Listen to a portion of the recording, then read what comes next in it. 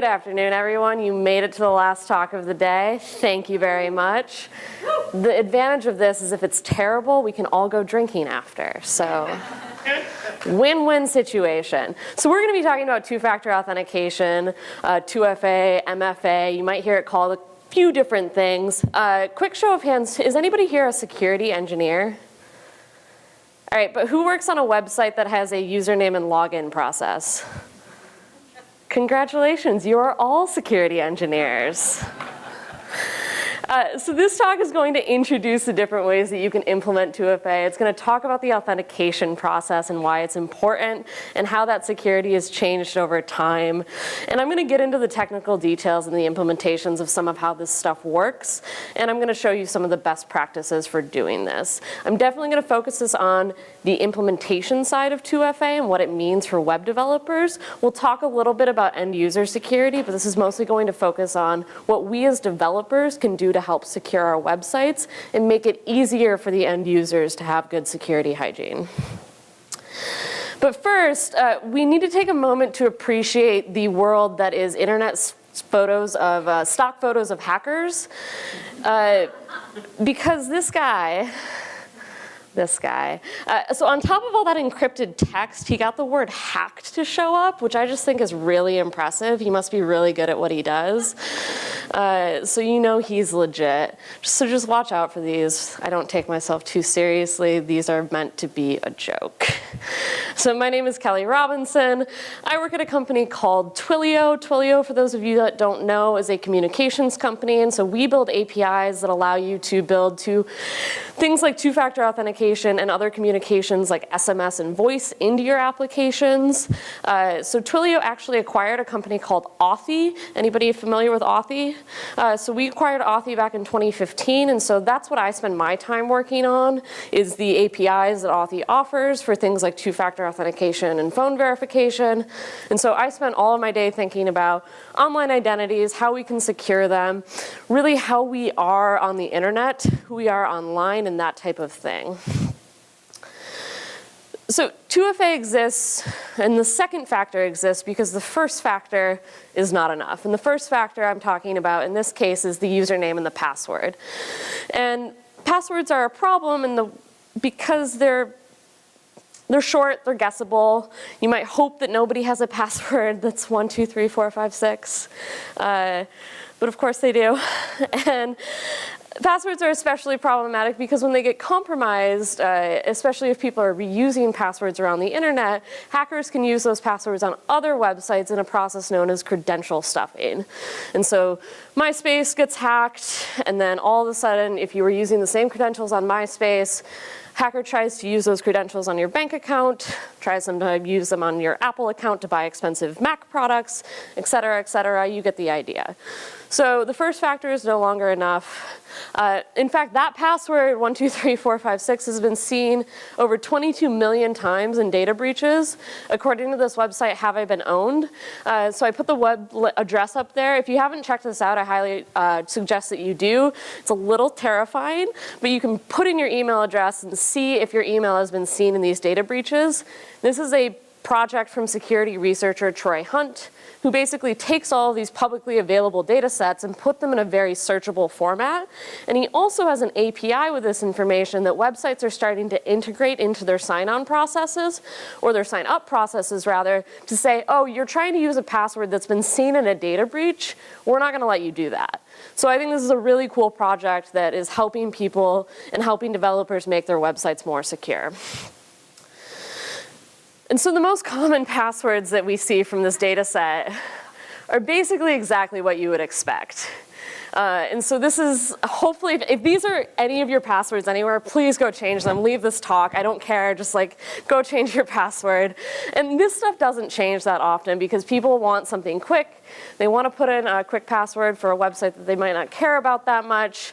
And so Troy Hunt just added another couple million, 100 million passwords to this data breach, and he said that 75% of them were already in his data set of a couple billion passwords. And so this stuff doesn't change that much.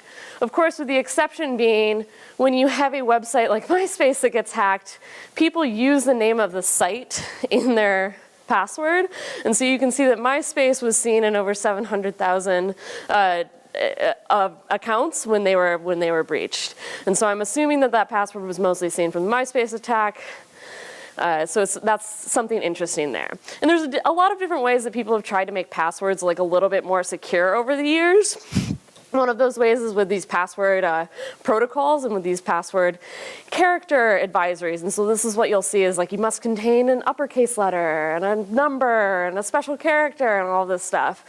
But as our friend the old man here sees, you know, like if you have that kind of policy in place, password 123 exclamation point is a good password. And we're not that creative. People substitute the @ symbol for the A, like we've all done that. We all have the same kind of creative ideas that we're using to try to form these policies. And so the passwords that we're using end up being very predictable, guessable, and this is why we have this need for the second factor.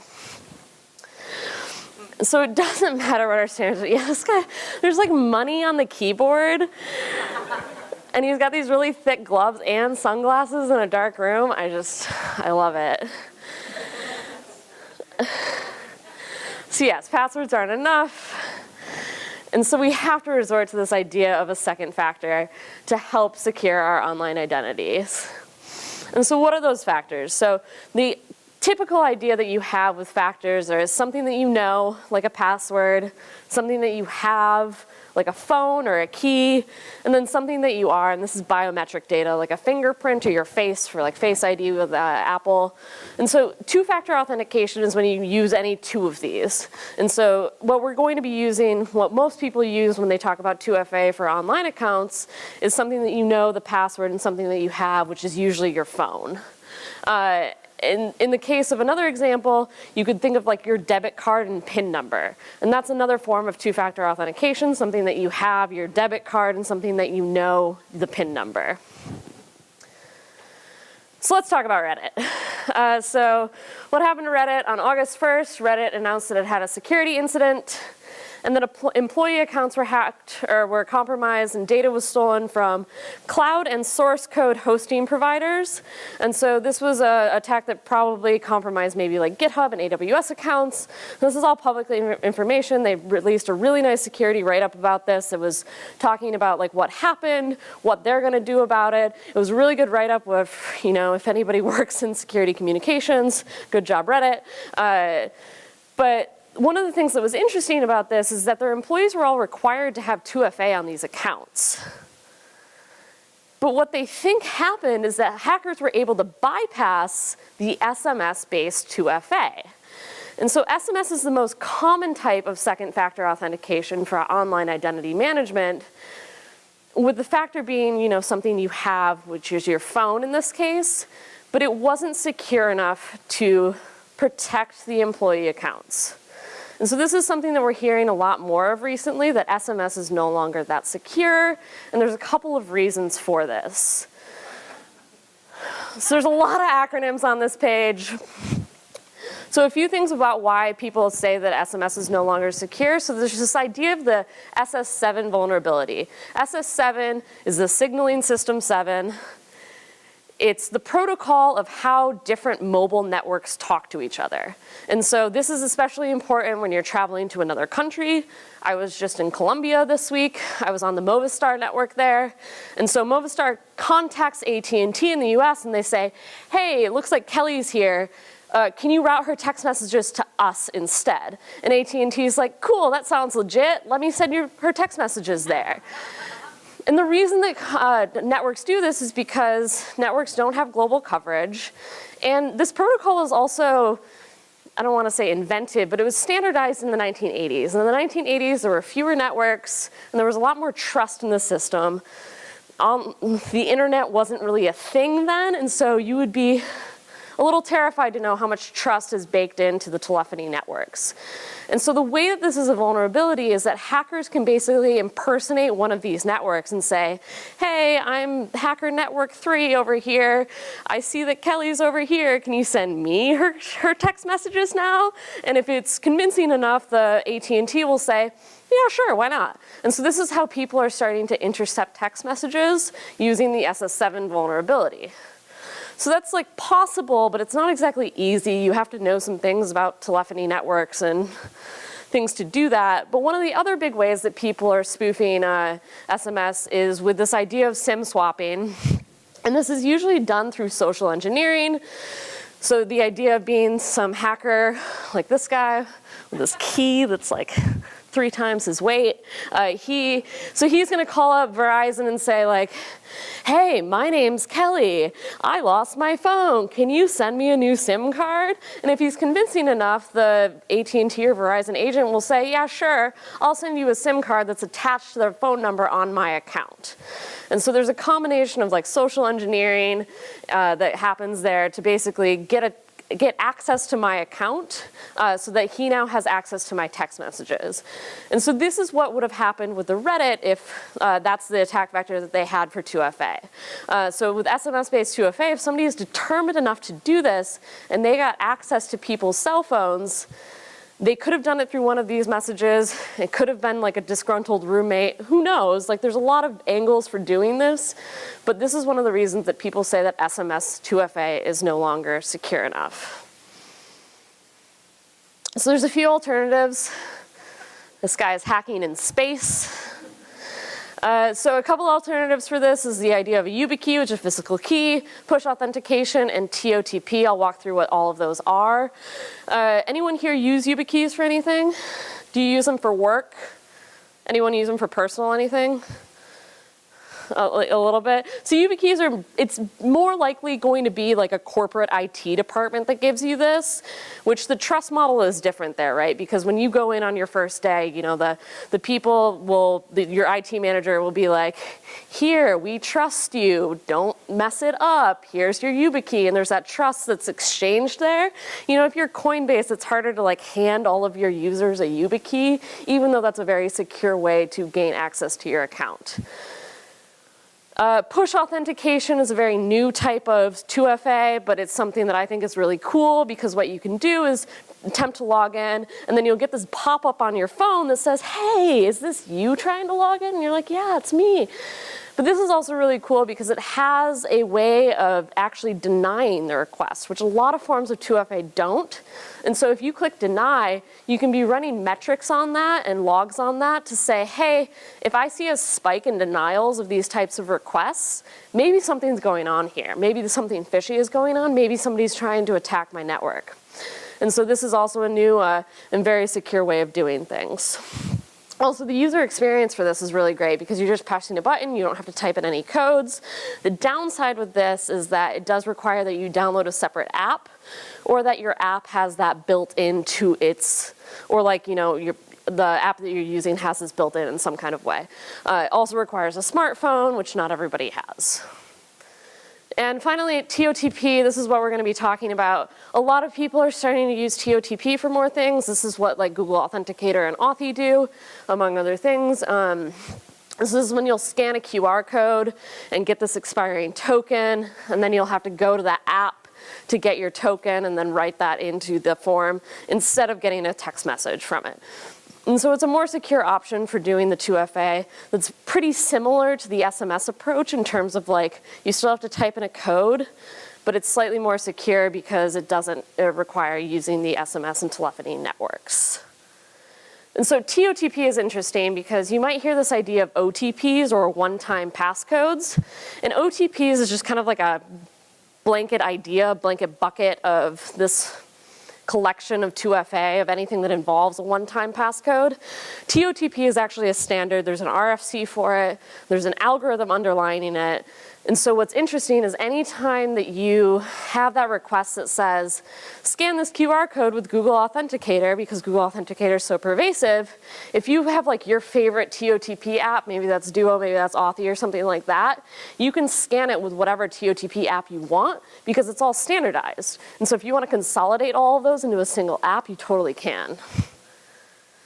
So let's talk a little bit about the Totp algorithm. This is just mostly informational. You shouldn't need to know how this works exactly because I don't want you to write your own crypto. Please don't do that. But we'll talk about the inputs. So the inputs are going to be a secret key. This is a symmetric key. This is stored on your device and on the servers. That's what gets scanned in that QR code. That's how your device gets the secret key, is when you scan that QR code. It's encoded in there.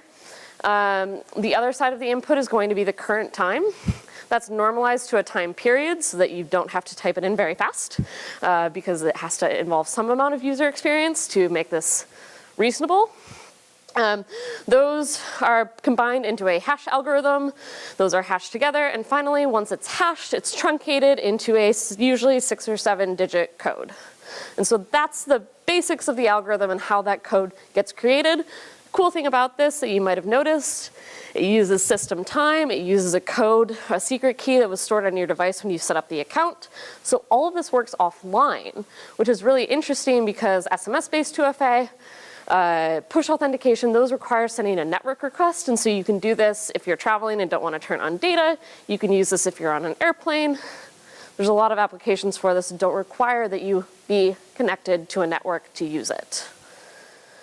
So how would you do this in Python? So there is a library for this called PyOTP. You'll need a secret key, and then you can use that to set up a TOTP, and then you'll see that if you get the code for now and verify it, it comes out as true, but once you sleep for 30 seconds and try to verify it again, it comes out as false. And so if this is something that you wanted to implement yourself, I would recommend using a library like PyOTP. Again, don't roll your own crypto. Somebody has already built this for you. There are libraries for doing this. In case I haven't said it enough, don't roll your own crypto. So this is something that, like, if you take anything away from this talk, don't roll your own crypto. Like, these things need to be tested. There are PhDs in like discrete mathematics or whatever degree you need to be able to do these things that work on this, test these things. You want these to be tried and true, these algorithms, these libraries that you're using. If you're using a framework like Flask, use pcrypt, use their built-in login functionality. Django has its own stuff. There's all these types of frameworks that have built this stuff into the frameworks itself. You don't want to be storing raw passwords. You want to be using bcrypt and all of that fun stuff. There's lots of different ways that you can do this in Python that doesn't involve you writing any of the hashing algorithms yourself. So what does this mean for you, and more importantly, for your website? Well, let's talk about what Reddit is doing. Like I said, in their security incident report, they outline some very detailed things about how they're responding to this. And so one of the things that they're doing for employees is they're now requiring token-based 2FA for their employees to gain entry. And so I'm assuming what this means is that they're requiring an app. This could be a YubiKey, but they might have said that if it was going to be a physical device.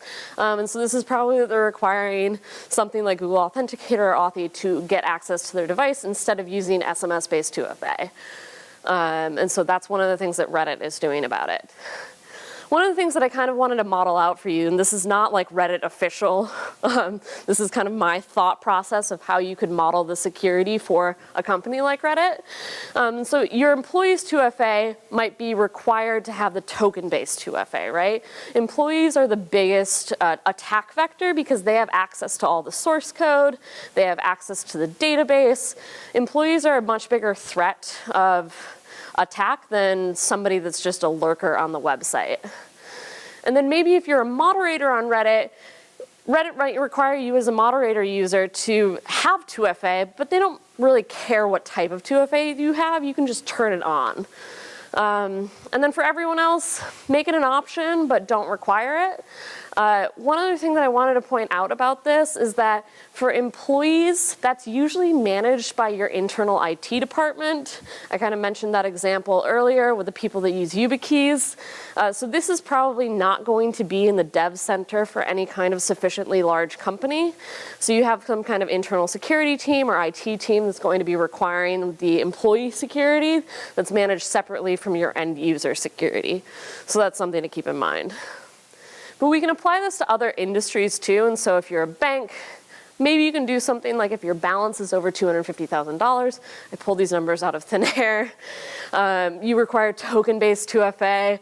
If you have a sufficiently large balance over like $10,000, require any kind of 2FA. And then if you're just like a new user signing up for an account, give them the option of turning it on, but maybe if you're only planning on keeping like a couple $100 in there, then maybe you don't need to require it as a barrier to entry for sign up. Because one of the things is like, especially for signing up for new accounts, you might not want to require that they turn on 2FA right away, especially if you're working with any kind of growth team, because you want to minimize the barriers to entry for getting users on your platform. And security is always going to be a trade-off between the user experience and how secure you want them to be.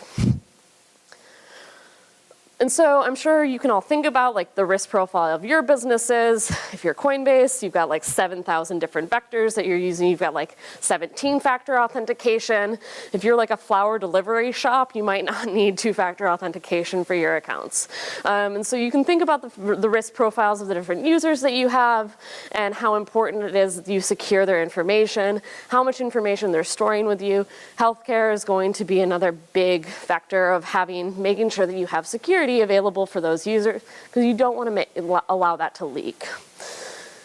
And finally, I do want to say that SMS 2FA is not bad. There are attack vectors to this, but if that's the only option that a website uses, it's still okay. Still turn on 2FA. It's still better than not having any 2FA on your account. You're still less likely to be hacked than if you only have one factor. People still have to go through the trouble of trying to hack you. There's some great papers about this. Like if people are sufficiently determined to hack you, they will find a way. So SMS 2FA is still better than no 2FA at all. And finally, just aim for a seamless user experience with your 2FA. I talked about this a little bit with, it's always going to be a trade-off between the user experience and how secure you want to be. I really like push authentication for how easy it is for the end user to just hit that button. But the other thing that I want to think about is how we as developers enable our users to make sure that they stay secure. Avoid user and end user and victim blaming here. It's really easy to say, oh, well, Joe over there had a really terrible password. It's his fault for getting hacked. Well, maybe, but like, not everybody uses a password manager. It's a relatively new thing. Like, passwords are kind of a terrible idea if you think about it, but they just kind of evolved from the early days of the internet when they required like 2-character passwords, and people were like, I think one of the reasons that passwords were even invented was because like people wanted to use a system and they just didn't want to like allowed their hours to be tracked by some other researcher on the system. There's some weird story about it, but like it's evolved out of the history of the internet, and it's how we've got to where we are today. Ideally, we'll get to a world where we don't have to use passwords. That's not going to be in my lifetime, but I think this is something that we can strive for, and strive for making the seamless user experience for our users. So I hope I've sparked an interest in securing your end users and giving you an idea of what kind of security you might need for your website. Come find me after this if you have any questions. Once again, my name is Kelley Robinson, and thank you for listening.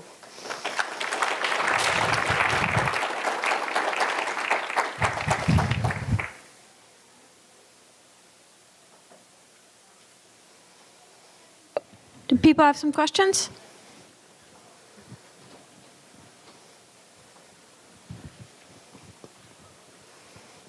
Hi, what do you think advancements in password technologies are going to be, or where do you see the industry going? There's a lot of talk right now about how to do passwordless technology. I read, but in terms of actually implementing passwords, a lot of the research now, so the National Institute of Standards of Technology just updated their password policy in, I think, 2016. So before that, their policy was it must include a special character and a number. And so we still see a lot of websites that have that. They removed all of that, and now their recommendations are just sufficiently long passwords.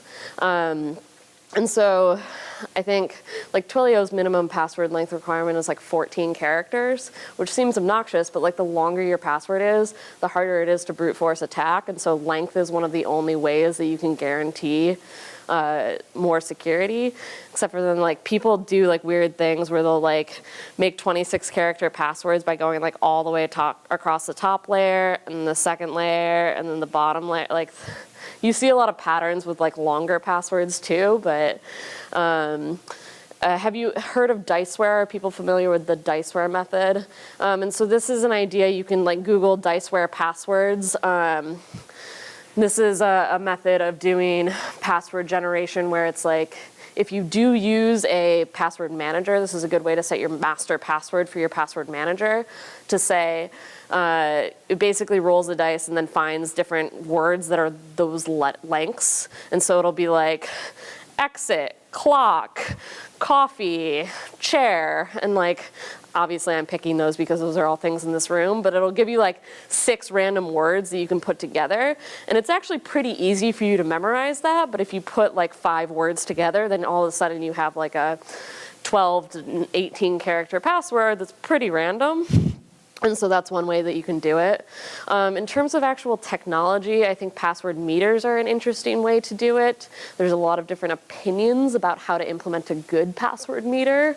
But I'm really excited about people that are using the Troy Hunt Pwn Passwords API or data dump for excluding breached passwords in their data.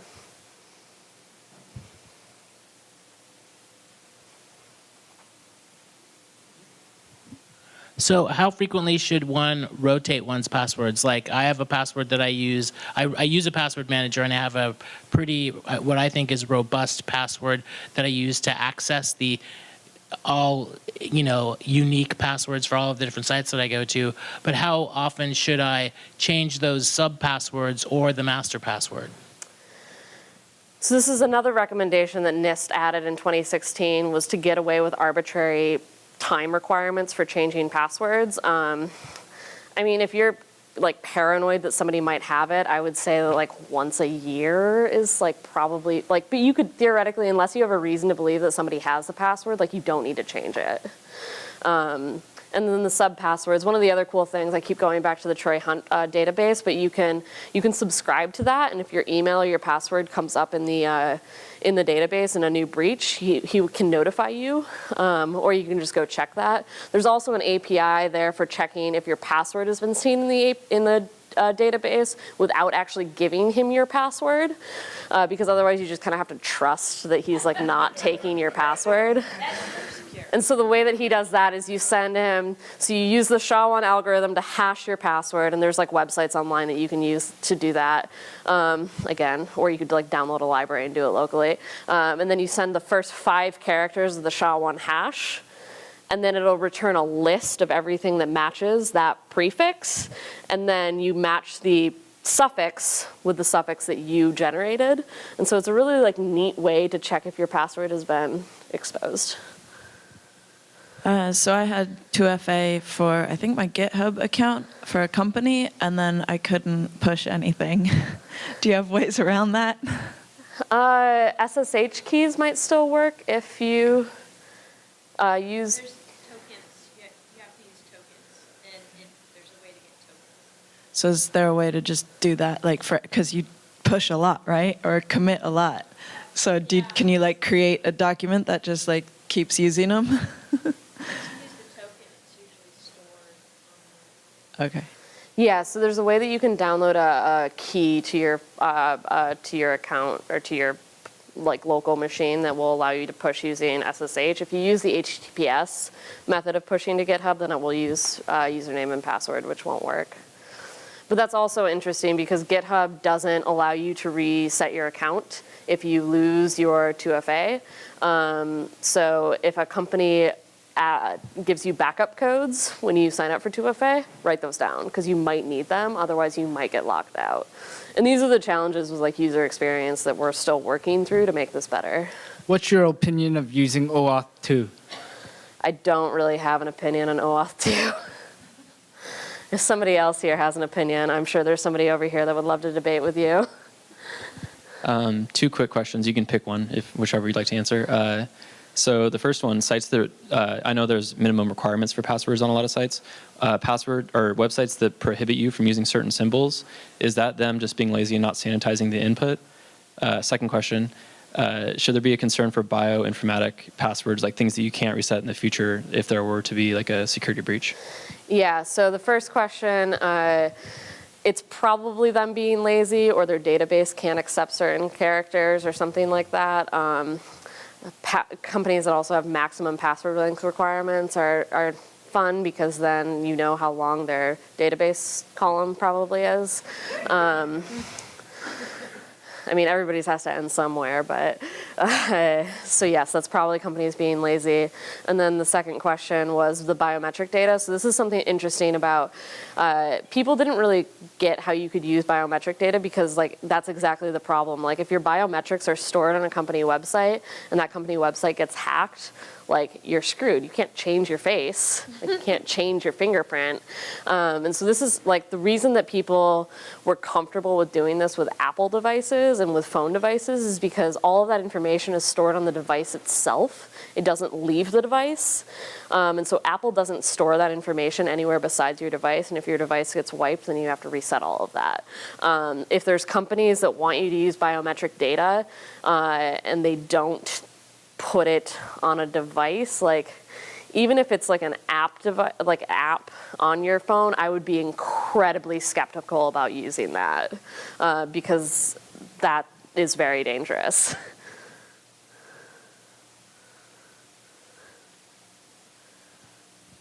I wanted to ask about your experience with PyOTP and what was, was that a good implementation or how did that work? So I've only used PyOTP to like write up like sample code for like this type of thing because working at Authy, we have APIs that do all of this for you, so I don't need to write that from scratch.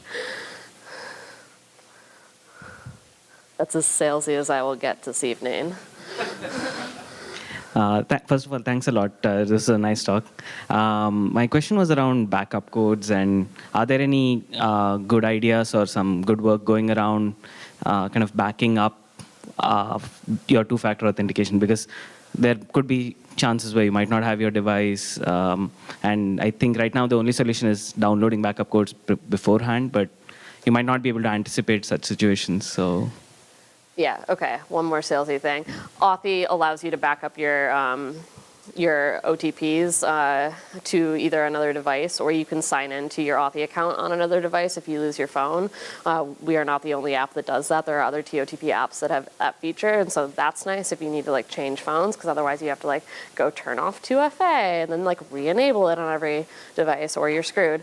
Otherwise, when there's companies that give me backup codes, I will put them in my password manager. That's how I manage it. I'd be curious to see if anybody else has any like strategies for dealing with that. But yeah, the whole like identity reset process is really clunky right now because you basically have to go through this process of like reproving your identity, and that is a serious vector for fraud. Anyone else? Well, that was some great dialogues and a super interesting talk. So thank you so much, Kelley, and have a wonderful rest of your evening. Thank you, everyone.